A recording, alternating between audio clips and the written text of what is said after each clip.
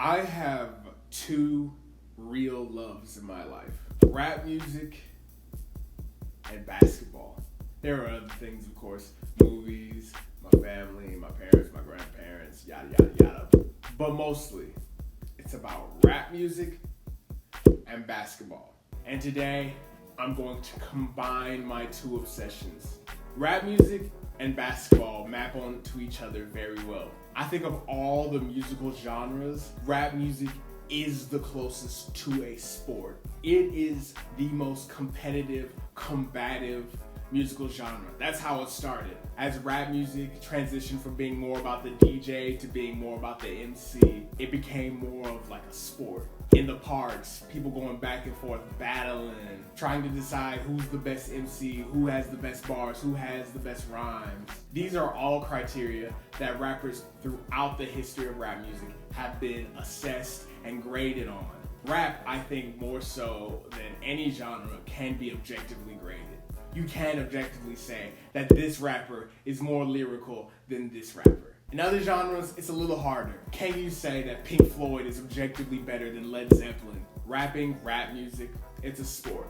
Basketball, I think, is the most hip-hop of all the sports. It's about style, it's about flash. There's no helmets or pads. You can play within a team, win within a team, or you can take over. Go for 30, go for 40, go for 50. Call ISO, call your own number over and over and over again. Not to mention the style, the fact that it's the coolest sport. All athletes, no matter the sport, they want to hang out with NBA players. But yeah, basketball and rap. We're linking rappers to NBA players.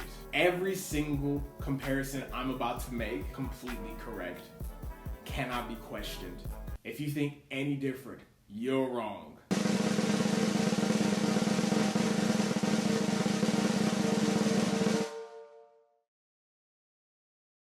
Let's get the big one out of the way. LeBron is Kendrick Lamar. Steph Curry is Drake.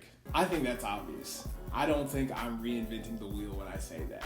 I think people get it mixed up. People say, oh yeah, Drake's LeBron, Kendrick's Curry. No. LeBron is Kendrick and Curry is Drake. Listen to me before you get all mad. Why is Kendrick LeBron? Both men, both Kendrick and LeBron, began in the worst possible circumstances. Where they came from, not a lot of people make it out of. LeBron in Akron, Ohio, with a single mother, doesn't know his dad. Dad wants no part of his life. Kendrick in Compton, watching people die, watching people live in squalor. And both of these men have this unimaginable talent. Kendrick in rapping, LeBron with basketball. And from early in their lives, people pointed them and said, that kid has it. That kid's going to be great. Sooner or later, he's so good, he's going to make it. And the timelines are different for the two. LeBron was doing this during the 2000s. Kendrick was doing this during the 2010s. Good Kid, Mad City is LeBron's 2006 final run. It was so early on in Kendrick's career, and people were so wowed by that album, but they didn't want to crown him yet. LeBron's 06-07 run, it was so early on. It wasn't until the 2012 Heat run where were like, okay, yeah, this is one of the greatest players of all time. And To Pimp a Butterfly is LeBron's 2011 to 2012 finals run. Now let's go over to Drake and Curry. I think this comparison is so clean. Similarity number one, quote unquote Nepo babies.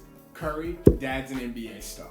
An NBA star who was respected, not an all-star, not a Hall of Famer, solid nonetheless.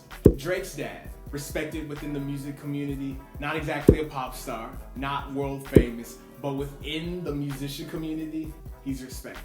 It seems as if they were both born into ideal circumstances. Now, were either of them picked to be the face of their respected professions? No. If you had told someone in 2007 that Drake was going to be the face of rap and Steph Curry was going to be the face of basketball, they'd laugh at you. You're telling me that these two light-skinned softies, they're going to run basketball and rap respectively? Hell no.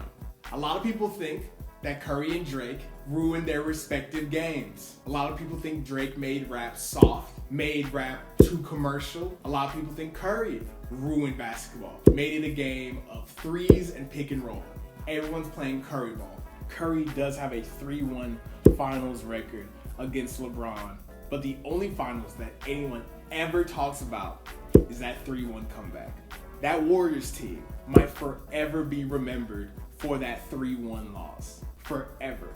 Just like Drake, even though he's been dominating the charts for the past decade and a half, the fact that he lost that beef so completely will tarnish his reputation forever. Will it tarnish his legacy to a truly significant degree? Who knows? I don't know. But it's going to be there. It's going to be following him forever. Now, since their peaks during the 2010s, Curry and LeBron have patched it up. They've become close friends. They've won a gold medal together. They're both on the back end of their careers. They're still very effective. They're still very good, but time's running out. Time will only tell how Kendrick and Drake's relationship evolves. I doubt they're going to be hugging and kissing like Curry and Bron are. I doubt that there's ever going to be a joint tour. I doubt that that bridge will ever be, repaired. I mean, but if LeBron and Curry can be friends, maybe Drake and Kendrick can be friends too. Who knows?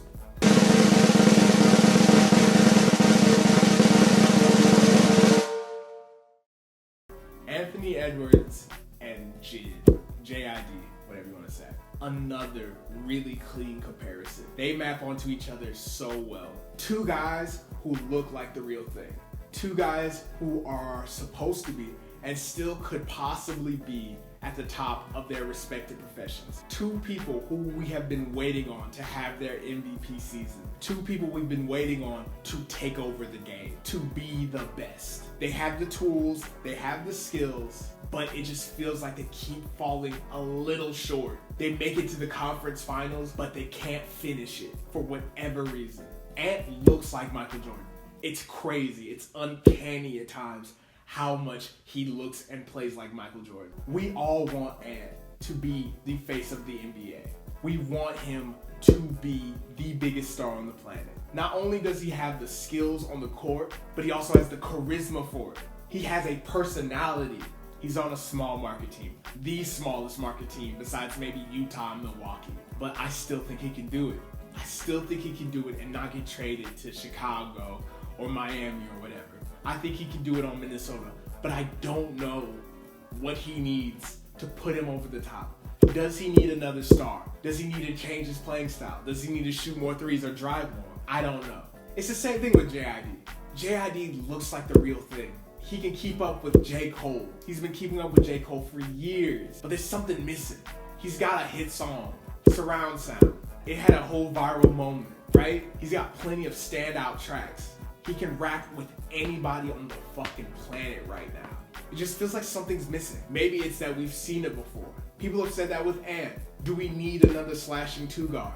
Do we need another fast rapping, lyrical miracle, spiritual, mindful rapper? We've seen it before. Can this guy still reach the absolute top in the new generation? Or is it too late? Is it too late for Anthony Edwards? Is it too late for Jid? I don't think so.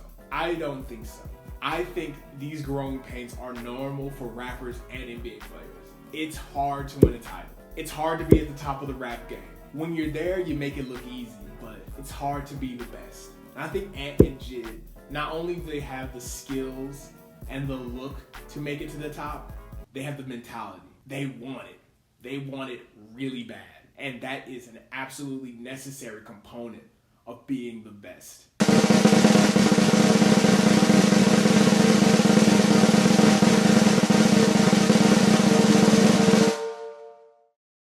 This one's clean. This one cannot be fucked with at all. Kanye and Kobe, clean comparison. First and foremost, K names. Both have K names. Isn't that crazy? And then you think about their come up, right? And their similarities. They're both immediately given the label sidekick. Kanye, you're the producer. You're the number 2. You're not supposed to be on the mic. Kobe, you're second to Shaq. Shaq's the guy. Why do you want to be the lead so bad? Why don't you just win titles with Shaq for the next 10 years? Kanye, why don't you just produce for Jay-Z and make $1 million for the next decade? But both men were so extremely certain of themselves and their talents that they refused to, cower to like the authority figures that were telling them to, remain quiet. Both of them have some off the field controversy that sort of makes being fans of them awkward and a little difficult. But both, when they were at their best, were probably among the greatest of all time. A lot of people argue they are the greatest of all time, especially in newer generations. A lot of young kids, a lot of Gen Z, they believe that Kanye is the best rapper of all time and Kobe is the best basketball player of all time. And if you even try to say Michael Jordan or Jay-Z or Bill Russell or LL Cool J to them, they'll laugh in your face. And both men also have this do-it-yourself mentality. I have the best taste. I am the best. I should run everything. When in reality, there was a ton of help on both sides. Kobe does not win 2 more titles if not for Pau Gasol, Derek Fisher, Trevor Ariza, Metta World Peace. Kanye does not make My Beautiful Dark Twisted Fantasy or The Life of Pablo without the likes of Travis Scott, Kid Cudi, Rihanna. And just like Kobe really fell off really hard towards the end, and we don't remember it that well because of his tragic passing, Kanye's falling off really hard towards the end. The end of Kobe's career was bad. Even his fabled goodbye tour was bad. The Lakers were so bad that last season. And that final game was beautiful and so cool, but at the same time, it was against the Utah Jazz. We don't need to talk about the end of Kanye's career. It's been bad. It's been really, really bad. And both of them sort of were the architects of their own destruction. Kobe ruined some great teams single-handedly. And Kanye's ruined so many relationships for no reason whatsoever. Both men's confidence in themselves and belief in their mission were absolutely necessary for them to reach the heights that they did, but at the same time, their talent, their belief in their talent was also their ruin. That's it for now. That's it for now. We got more coming down the road. Let me know what you think of the comparisons I've already made in the comments. Let me know if you have any comps yourself. There's some other rappers and NBA players floating out there that I'm still trying to, decide where exactly they fit.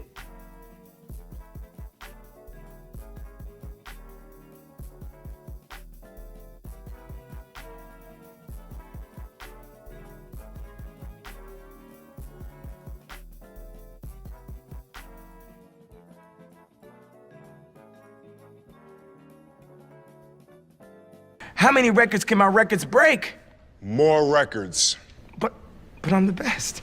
But are you a different animal and the same beast? What the does that mean, Kobe Bryant? You're welcome. What the is he talking about?